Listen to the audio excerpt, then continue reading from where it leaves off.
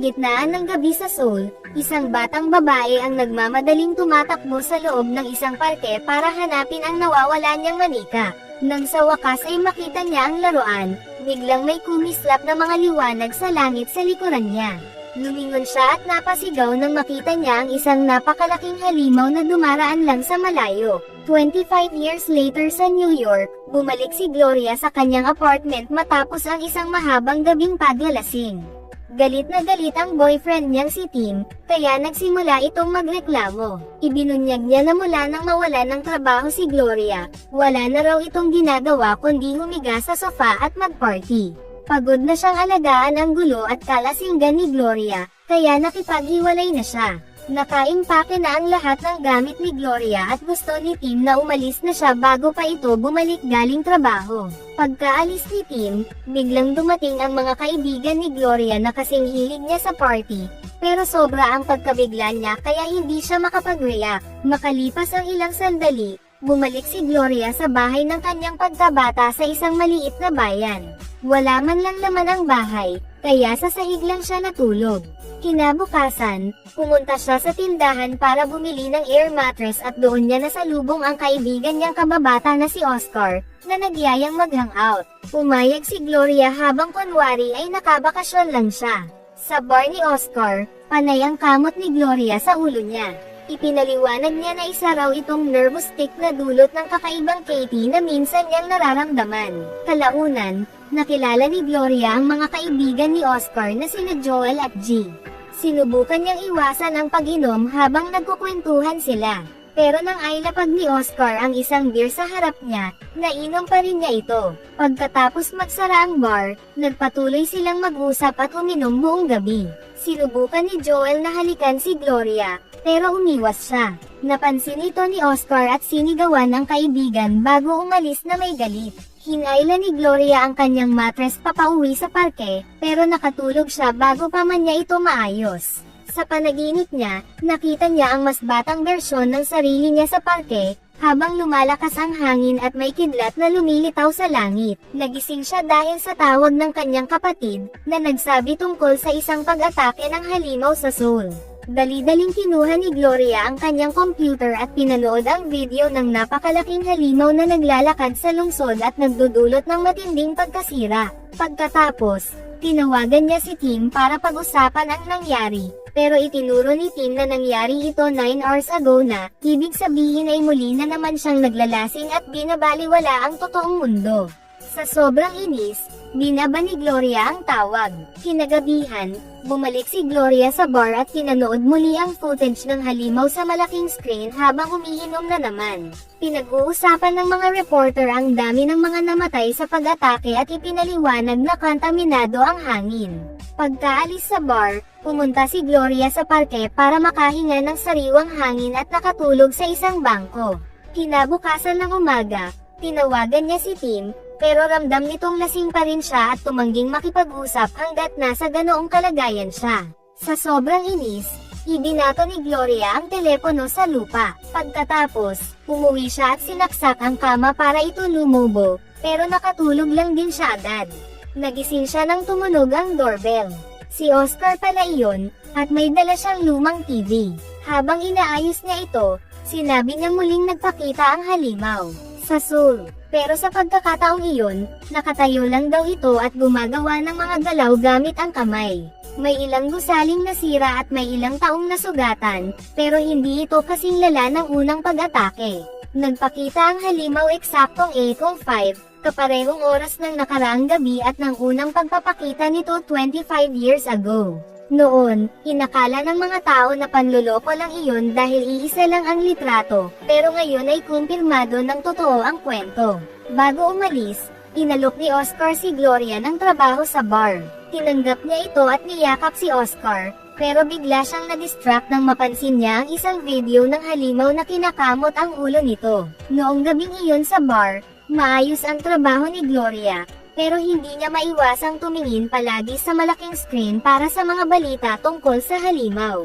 Sa isang clip, parang may inihahagis ang nilalang sa lupa. Kinabukasan, nasa bahay si Gloria at pinanood niya ang footage ng unang pag-atake. Napansin niyang parang may hinihila ang halimaw sa balikat nito.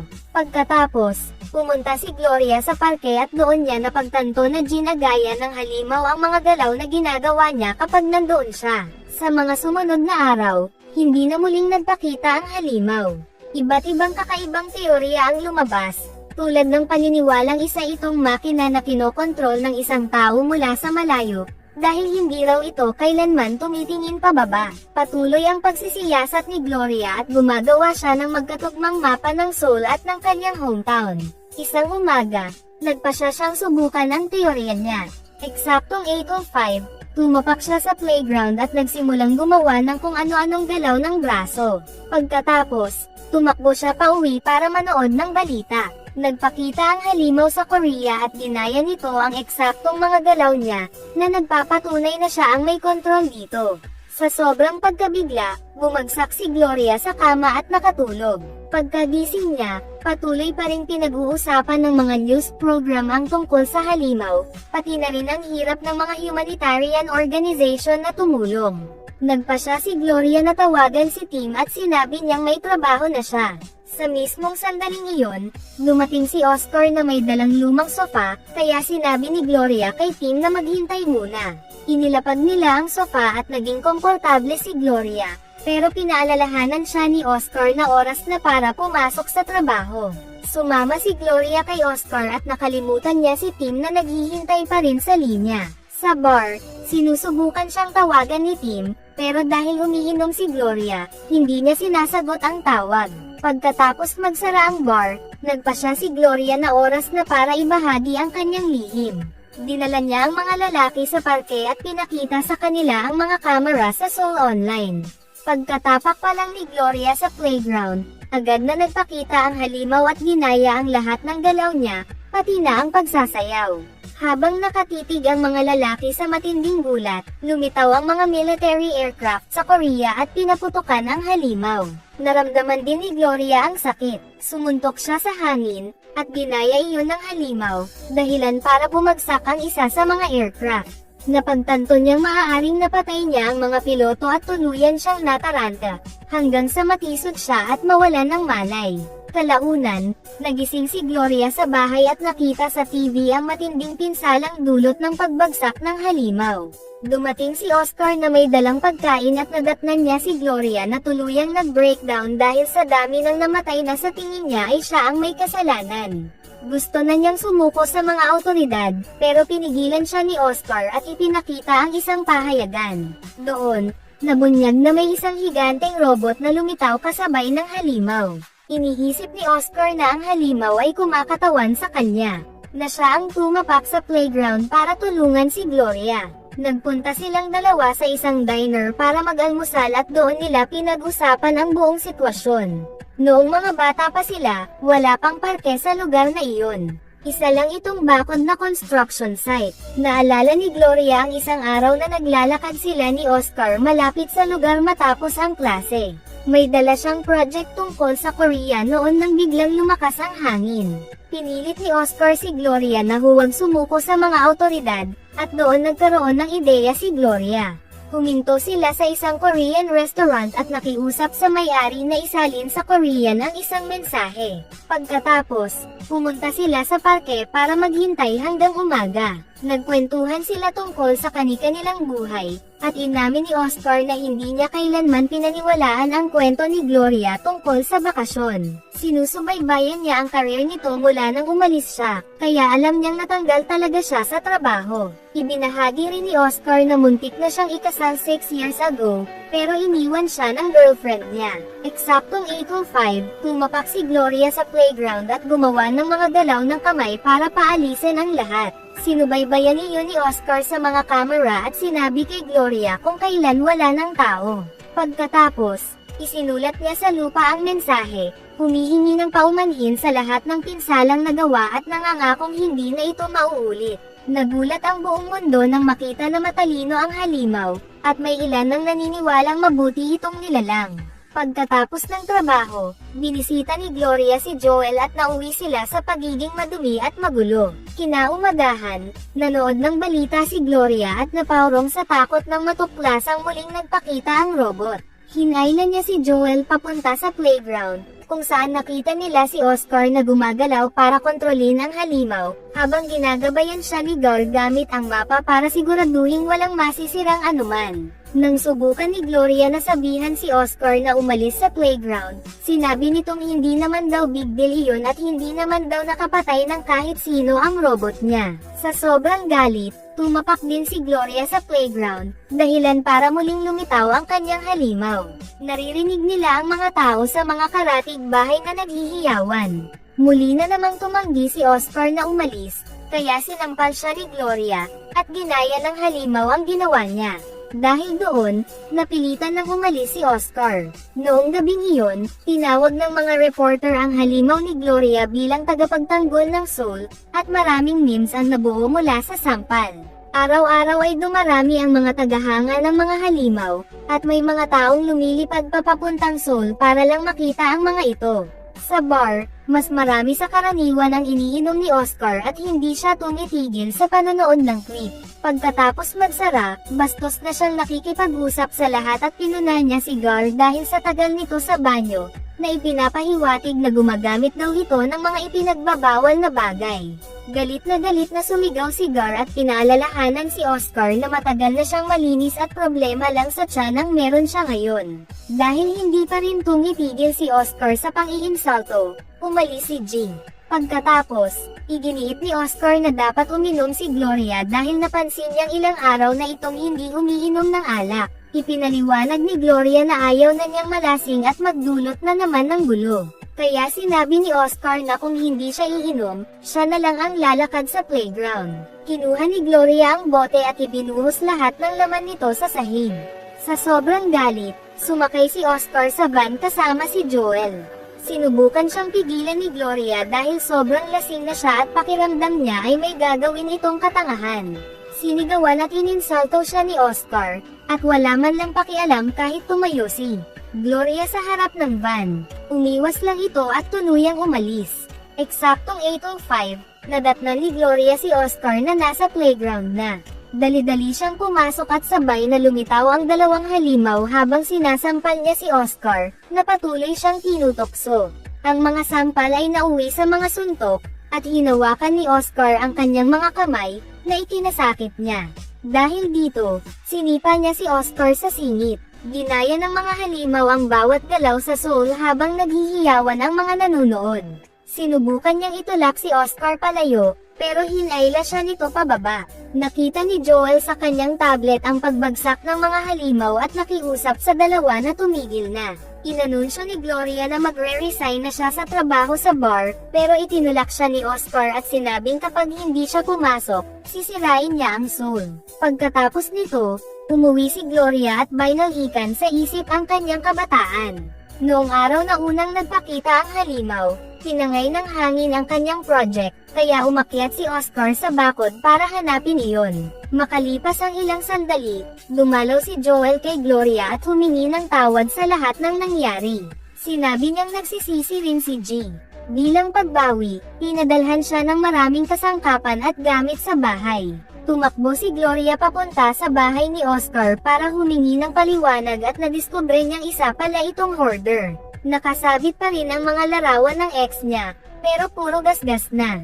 Ang dami ng mga basyong bote ay malinaw na palatandaan na may problema rin siya sa pag-inom, katulad niya. Humingi ng tawad si Oscar sa lahat ng nagawa niya, at dahil alam ni Gloria kung ano ang pakiramdam ng sobrang kalasingan, pumayag siyang patawarin siya. Pero matapos lamang mangako si Oscar na hindi na siya tatambay sa bar para uminom.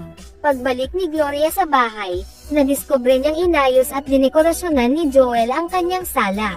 Pagkatapos, nakatanggap siya ng tawag mula kay Tim, na ikinagulat niya nang sabihin nitong pumunta ito sa kanyang hometown para sa isang trabaho. Binisita siya ni Gloria at sinabi niyang sobrang kakaiba nito, kaya inakusahan niya si Tim na nagseselos lang. Napasabog si Tim at ininsulto ang trabaho ni Gloria bilang waitress, na para sa kanya ay malaking pagbagsak mula sa dati nitong karera bilang writer. Nasaktan si Gloria at sinubukang umalis, kaya agad na humingi ng tawad si Tim at nag-alok na ihatid siya. Sa bar, nakilala ni Tim si Oscar, na agad umasta na parang mayabang. Nagbitaw siya ng maraming bastos na komento bago itanong kung ano raw ang pinakawalang responsableng bagay na pwede niyang gawin sa loob ng bar.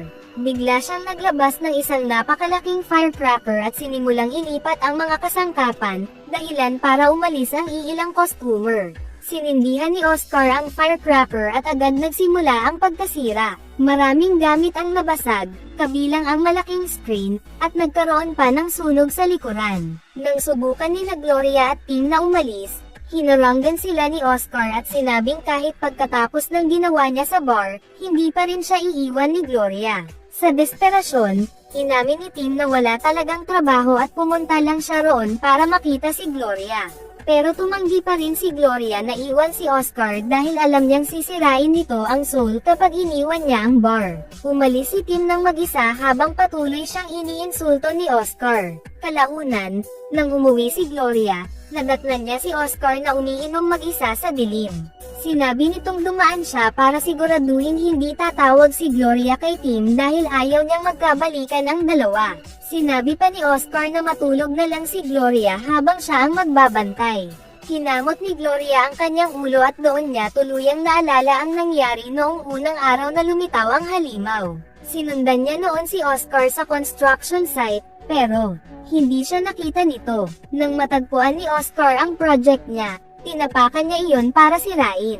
Biglang kumidlat sa langit at tinamaan ang ulo ni Gloria, dahilan para unang lumitaw ang halimaw sa soul. Dahil sa tama, nagdugo siya at nawalan ng malay. Tinamaan din ng kidlat si Oscar at nawalan din ito ng malay. Sa mga gamit nilang dalawa noon, may laruan silang halimaw at robot. Sa kasalukuyan, sinabi ni Gloria kay Oscar na hindi ito tungkol sa selos o romansa. Galit lang daw siya sa sarili niya. Nakapunta si Gloria sa syudad at nagkaroon ng karera, habang siya ay nanatili sa maliit na bayan na may pangit na trabaho, kaya kinamumuhian niya ang pakiramdam ng pagiging maliit. Tinawagan ni Gloria si Tim at sinabing aalis na siya at sasama sa kanya. Sa TV, tumutunog na ang mga sirena ng Seoul dahil malapit na ang 8:05. Sinubukan ni Oscar na umalis papunta sa playground, pero inampus siya ni Gloria ng upuan para pigilan siya. Sa galit, sinipa ni Oscar ang sofa para makakuha ng piraso ng kahoy at inatake siya, kaya itinumba ni Gloria ang bookshelf sa ibabaw niya. Nang subukan niyang gumapang palayo, itinulak ni Gloria ang TV para maipit siya sa sulok. Madaling nakawala si Oscar at sinubukang makarating sa pinto, kaya hinabol siya ni Gloria paitaas ng hagdan. Hindi siya nakahabol at tumalon si Oscar palabas ng bintana papunta sa pool. Sinubukan pa rin siyang pigilan ni Gloria nang makaahon ito, pero umiwas si Oscar at tumalon sa bakod para makatakas. Dali-daling tumakbo si Gloria papunta sa playground at handa nang lumaban nang dumating din si Oscar.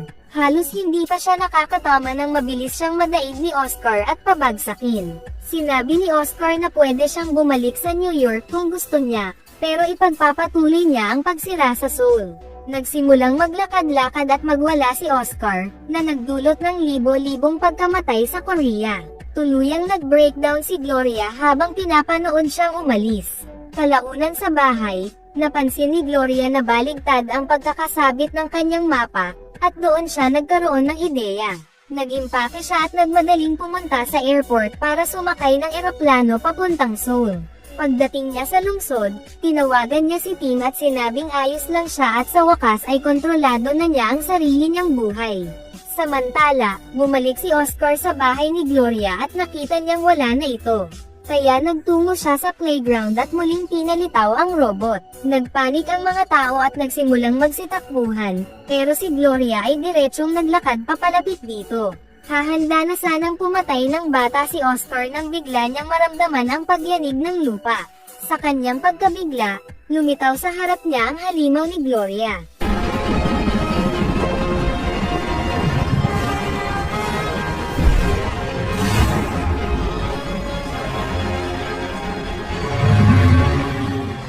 Agad siyang tumakbo, pero kinontrol ni Gloria ang halimaw para hulihin siya. Umangat sa ere ang robot habang umuungal ang halimaw kay Oscar, na umiiyak at nagmamakaawa, pero patuloy pa ring iniinsulto si Gloria. Sa huli, ibinato siya ni Gloria palayo, at nang makahanap siya ng closure, tuluyang nawala ang kanyang halimaw. Nagdiwang ang mga tao sa Seoul nang makita nilang nawawala rin ang robot. Sinubaybayan ni Joel ang mga balita at nakita si Gloria sa mga lansangan, kaya napangiti siya nang mapagtantong naayos na niya ang lahat. Pumasok si Gloria sa isang bar at umiyak bago tanungin ang clerk kung gusto nitong maparinig ng isang kamangha-manghang kwento, pero nainas siya nang alukan siya nito ng inumin.